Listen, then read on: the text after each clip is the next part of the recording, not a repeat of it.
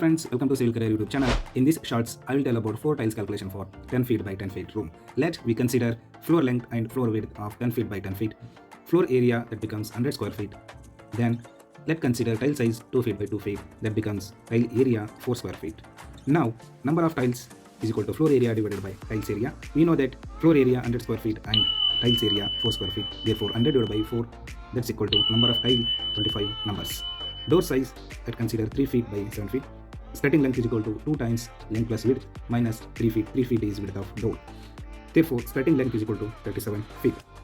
Skirting tile area is equal to 37 feet multiplied by 4 inch divided by 12 inch. That becomes 12.33 square feet. Total tile area will become 100 square feet plus 12.33 square feet. That becomes 112.33 square feet. Let's consider wastage of 8%.